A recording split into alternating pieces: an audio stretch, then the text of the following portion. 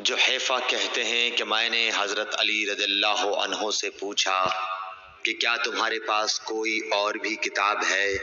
انہوں نے فرمایا کہ نہیں مگر اللہ کی کتاب قرآن ہے، یا پھر فہم ہے جو وہ ایک مسلمان کو عطا کرتا ہے، یا پھر جو کچھ صحیفے میں ہے۔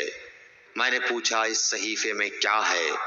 انہوں نے فرمایا دیت اور قیدیوں کی رہائی کا بیان ہے، اور یہ حکم کہ مسلمان کافر کے بدلے قتل نہ کیا جائے۔ صحیح بخاری حدیث نمبر 111۔ قبیلہ خزاعہ کے کسی شخص نے بنو لیث کے کسی آدمی کو اپنے مقتول کے بدلے میں مار دیا تھا۔ یہ فتح مکہ والے سال کی بات ہے۔ رسول اللہ صلی اللہ علیہ وسلم کو یہ خبر دی گئی۔ آپ نے اپنی اونٹنی پر سوار ہو کر خطبہ پڑھا اور فرمایا کہ اللہ نے مکے سے قتل یا ہاتھی کو روک لیا۔ امام بخاری رحمۃ اللہ علیہ فرماتے ہیں اس لفظ کو شک کے ساتھ سمجھو۔ ایسا ہی ابو نعیم وغیرہ نے القتل اور الفیل کہا ہے۔ ان کے علاوہ دوسرے لوگ الفیل کہتے ہیں۔ پھر رسول اللہ صلی اللہ علیہ وسلم نے فرمایا کہ اللہ نے ان پر اپنے رسول اور مسلمانوں کو غالب کر دیا، اور سمجھ لو کہ وہ مکہ کسی کے لیے حلال نہیں ہوا، نہ مجھ سے پہلے اور نہ آئندہ کبھی ہوگا، اور میرے لیے بھی صرف دن کے تھوڑے سے حصے کے لیے حلال کر دیا گیا تھا۔ سن لو کہ وہ اس وقت حرام ہے، نہ اس کا کوئی کانٹا توڑا جائے، نہ اس کے درخت کاٹے جائیں، اور اس کی گری پڑی چیزیں بھی وہی اٹھائے جس کا منشا یہ ہو کہ وہ اس شے کا تعارف کرا دے گا۔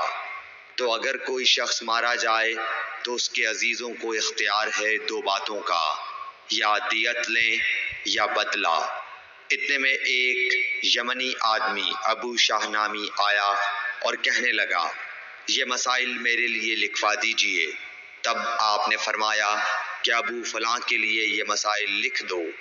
تو ایک قریشی شخص نے کہا یا رسول اللہ مگر اذخر، یعنی اذخر کاٹنے کی اجازت دے دیجئے، کیونکہ اسے ہم گھروں کی چھتوں پر ڈالتے ہیں، یا مٹی ملا کر اور اپنی قبروں میں بھی ڈالتے ہیں۔ یہ سن کر رسول اللہ صلی اللہ علیہ وسلم نے فرمایا کہ ہاں مگر اذخر۔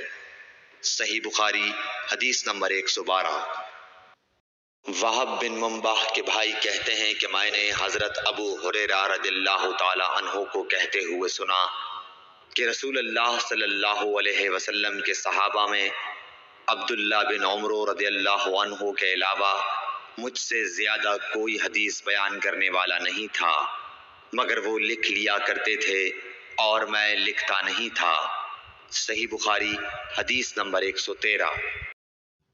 جب نبی اکرم صلی اللہ علیہ وسلم کے مرض میں شدت ہو گئی تو آپ صلی اللہ علیہ وسلم نے فرمایا کہ میرے پاس سامان کتابت لاؤ تاکہ تمہارے لیے ایک تحریر لکھ دوں، تاکہ بعد میں تم گمراہ نہ ہو سکو۔ اس پر حضرت عمر رضی اللہ عنہ نے لوگوں سے کہا کہ اس وقت آپ صلی اللہ علیہ وسلم پر تکلیف کا غلبہ ہے، اور ہمارے پاس اللہ کی کتاب قرآن موجود ہے جو ہمیں ہدایت کے لیے کافی ہے۔ اس پر لوگوں کی رائے مختلف ہو گئی اور شور و غل زیادہ ہونے لگا۔ آپ صلی اللہ علیہ وسلم نے فرمایا میرے پاس سے اٹھ کھڑے ہو، میرے پاس جھگڑنا ٹھیک نہیں۔ اس پر ابن عباس رضی اللہ عنہ یہ کہتے ہوئے نکل گئے کہ بے شک مصیبت بڑی سخت مصیبت ہے۔